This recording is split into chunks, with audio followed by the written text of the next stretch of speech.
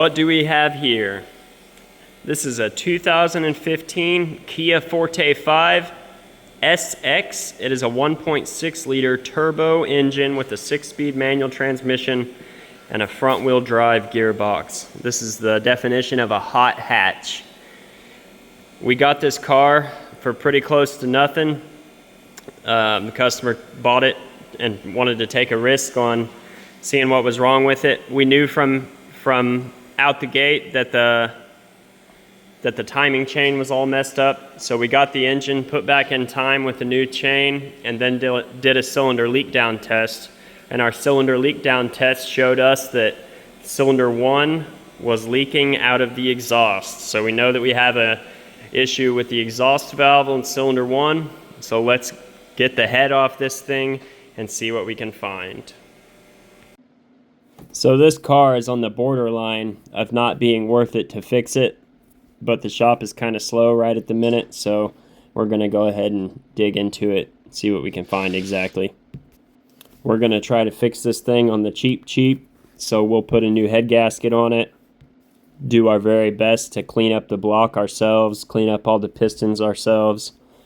Whenever we get the cylinder head off, we'll take that to the machine shop, no matter what, and have it decked and milled down and have a valve job done on it.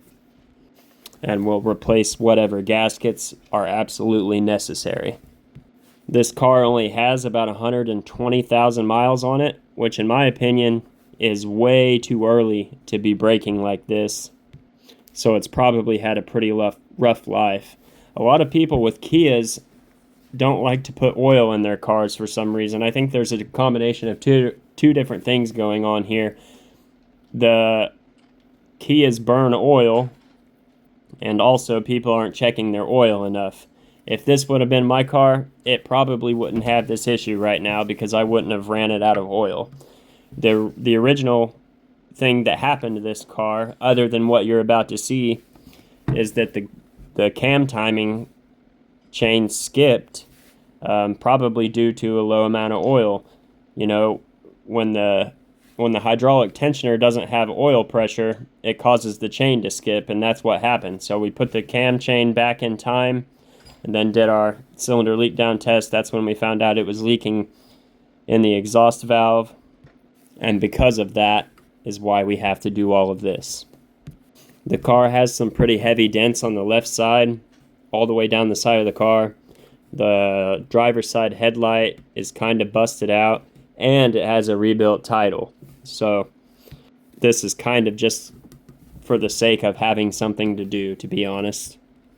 I was doing some reading online, and this is supposed to be the same engine that is in the Hyundai Veloster. It's a 201 horsepower direct injection engine that is apparently plagued with problems, from bearing failure to connecting rods to oil consumption and even some engine fires. It looks like the tech's got everything unhooked, so we're about ready to yank this head up out of here. Let's wiggle, jiggle, wiggle and see what we missed, if we missed anything.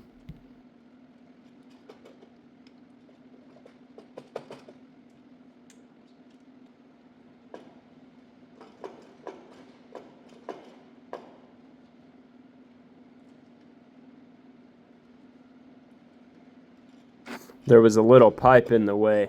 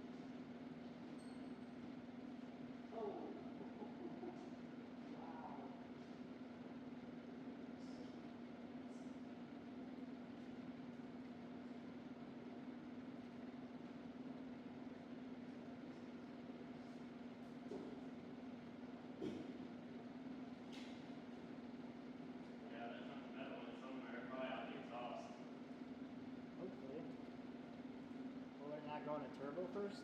Huh? Can you not go to the turbo though? It could, but it depends if the turbo is. It just depends. It could, yeah. I'll say it looks fine here though. I'm surprised all maniacs are shoving fuel in there like crazy. So that's like barely caught it up like these.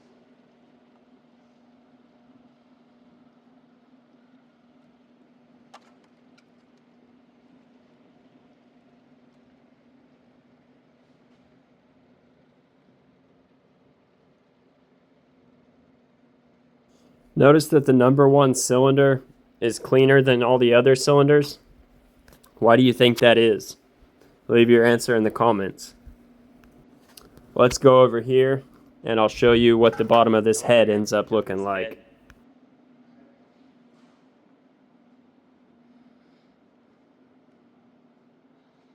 Here's the camshafts, the cam caps, and all the head bolts and everything. It's really important. A lot of you probably already know this, but it's really important to keep all of your stuff in the exact place that it came off of. That way when you reassemble, it's all going in the same place. You see that big hole out of our exhaust valve?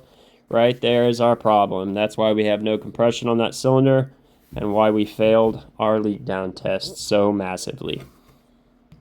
So from here, what we got to do is get our head stripped down as much as we can within reason. We'll get the cylinder head off to the machine shop and start cleaning everything else and get it all prepped and ready to go.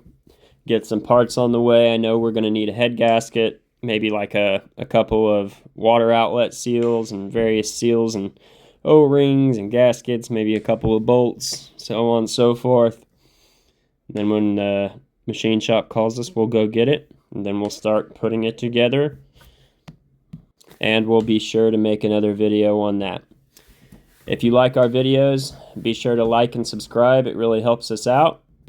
And if there's anything you guys want to see or a certain format you want to see it in, please give us your input. We want to make a lot more videos, but we don't really know what to make them about. A lot of these YouTubers are just, carrying a camera around with them all day. But for us, we're a full-time automotive repair shop, so it's hard for us to carry a camera in our hands all day while we're working because we need our hands. So we're trying to get used to all this. Hope you guys have a great day, and thanks for watching. We'll see you later.